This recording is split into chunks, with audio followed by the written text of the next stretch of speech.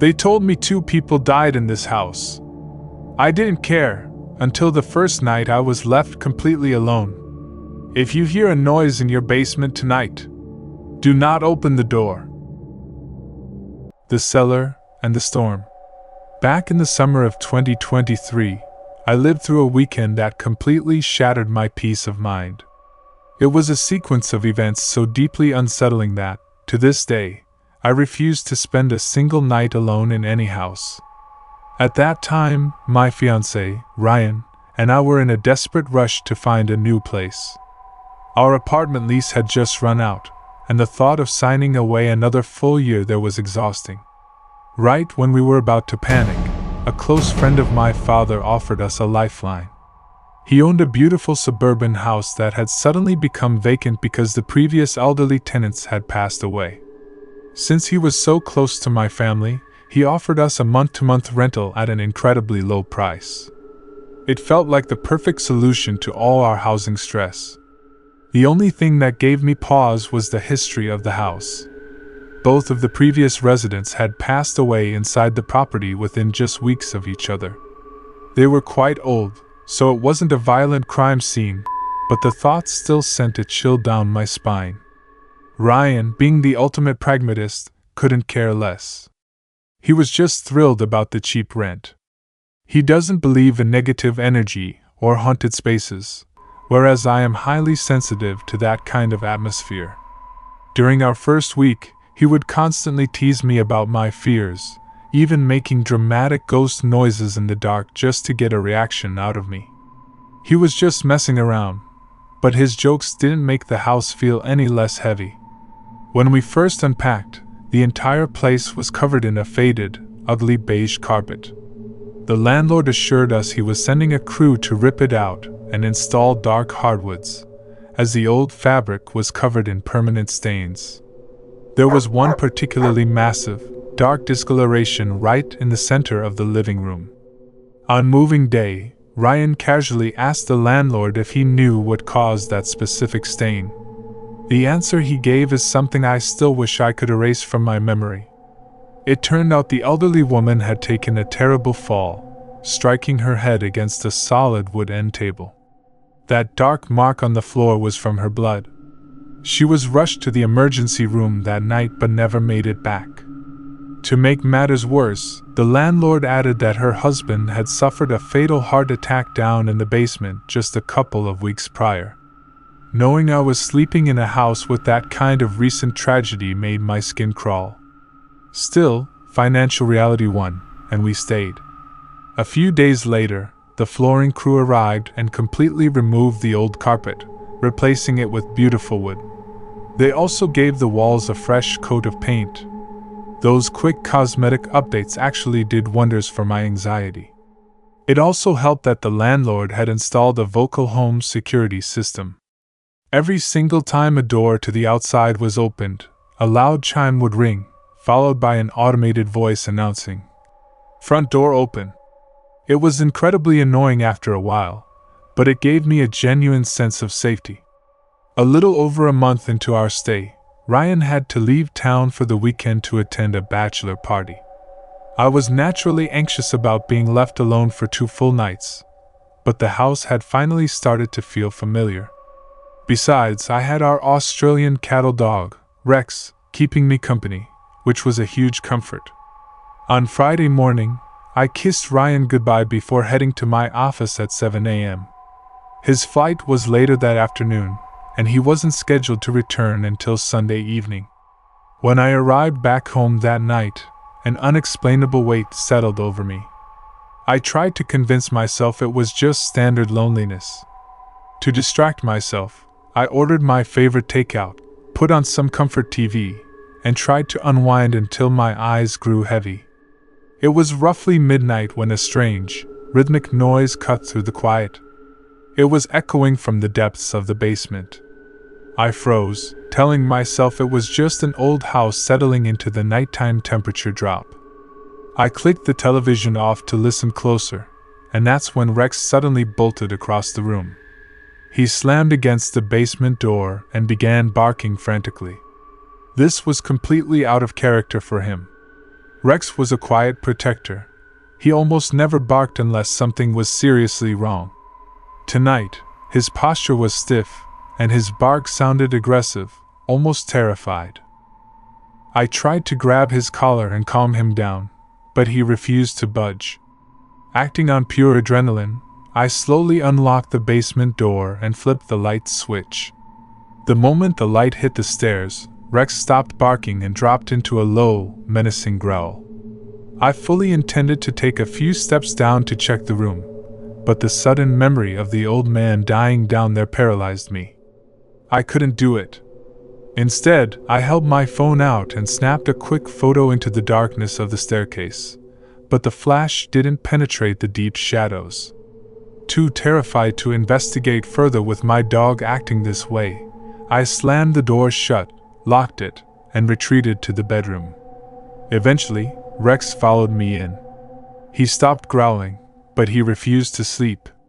Instead, he sat upright at the edge of the mattress, his eyes locked onto the bedroom door handle all night long. Seeing him on high alert was worse than hearing him bark.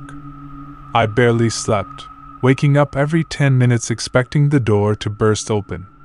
The next morning, I tried to shake off the paranoia with a strong cup of coffee. I decided to distract myself by doing a massive deep clean of the house. I gathered a heavy load of laundry and walked down the hall to the utility room. The moment I opened the door, my heart dropped into my stomach. Our heavy, industrial washing machine had been violently pulled away from the wall. It wasn't just slightly crooked from a bad spin cycle. This massive appliance was sitting nearly 3 feet forward, almost in the exact center of the room. I literally sprinted out of the utility room in a panic. There was no logical explanation for how a machine that heavy could move that far without making a sound I would hear. Once I managed to slow my breathing, I went back in to inspect it. Everything else was untouched. It took all of my physical strength to push the heavy unit back against the wall. Though my nerves were completely shot, I forced myself to finish my day. I called Ryan and explained what had happened. I could hear the hesitation in his voice. He was trying to find a logical explanation, as he always does, but he could tell how terrified I was. He promised me that his group would cut their Sunday plans short and head back first thing in the morning, meaning he'd be home by Sunday forenoon. Saturday night felt like an exact replica of the night before. I kept Rex close to me on the couch, kept the TV volume high, and tried to block out the world. At exactly 9:18 p.m., a massive, deafening boom echoed from outside. It was loud enough to make me physically jump out of my seat.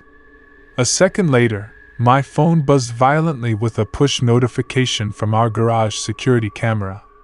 I opened the live feed, and my blood ran cold. In the footage, our heavy garage door was wide open.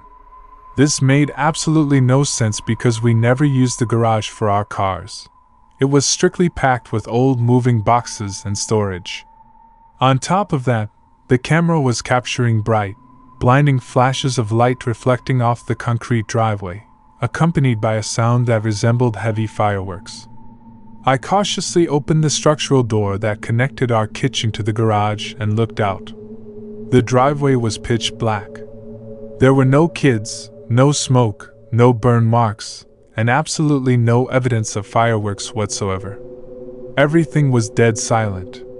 Trembling, I manually pressed the wall button to close the garage door, locked the entryway, and went straight to the bedroom. Sleeping was impossible. My mind was spinning, unable to differentiate whether I was dealing with some sort of psychological paranoia, a hostile entity in the house, or a real person outside actively terrorizing me.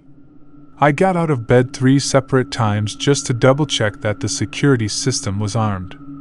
Rex took his position at the foot of the bed again, staring unblinkingly at the door, letting out a soft, warning growl every few minutes. Eventually, exhaustion won, and I drifted off. I was startled awake by a violent, relentless pounding on the front door. I checked the digital clock on my phone, 3:39 a.m. Because the bedroom door was shut, Rex was trapped in the room with me, scratching at the wood. I stayed completely paralyzed beneath the blankets. This wasn't a casual knock, it was a heavy, continuous assault on the front entrance. Finally, I gathered the courage to slide out of bed. But just as my hand reached for my bedroom doorknob, the house security system shattered the silence. The automated computer voice echoed through the dark hallways. "Front door open." Panic flooded my system. I threw my weight against my bedroom door, locked the deadbolt, and grabbed my phone to call 911. But the device completely glitched. Every time I pressed the power button, the screen would flash white for a millisecond before going entirely black. That was the moment the tears started falling. Then I heard the floorboards creak right outside my room. I looked down, and in the moonlight, I watched the metal doorknob begin to violently shake and turn. Someone was on the other side, trying to force their way in. I started screaming at the top of my lungs. "Go away! I have a gun! Get out of my house!" I slammed my phone against the mattress out of frustration, and by some miracle, the screen flashed back to life. I instantly dialed 911 and gasped out my address to the dispatcher. The police arrived incredibly fast, their sirens echoing down the street. They searched every inch of the house and the perimeter, but found no one. The only physical evidence was the front door, which was standing wide open to the night air. Nothing had been ransacked, and there were no signs of forced entry on the locks. I showed the officers the garage video from earlier, but they dismissed it as local teenagers playing pranks with fireworks. As for the locked front door opening, the responding officer actually suggested it was a strong gust of wind. A gust of wind on a hot, stagnant July night somehow turned a deadbolt and threw a heavy wooden door open. They clearly just wanted to close the file and leave. The moment the sun began to rise, I packed a bag, put Rex in the back seat, and drove straight to my parents' house. I refused to step foot back in that place until Ryan returned. When he finally got home, he listened to everything. He didn't believe the house was haunted, but he fully believed an actual intruder had been stalking the property. We only stayed in that house for another 2 months, keeping the security system on high alert until we signed the paperwork for our permanent home. Nothing unusual ever happened again during our remaining days there, and nothing like it has happened to me since. We are approaching the 3-year anniversary of that terrifying weekend, and whatever was lurking in that house, I prayed to God I never encounter it again. If these stories gave you chills, make sure to hit that like button and subscribe to the channel for more terrifying true encounters. Drop a comment below telling me which story scared you the most, and remember, keep your doors locked tonight. See you in the dark.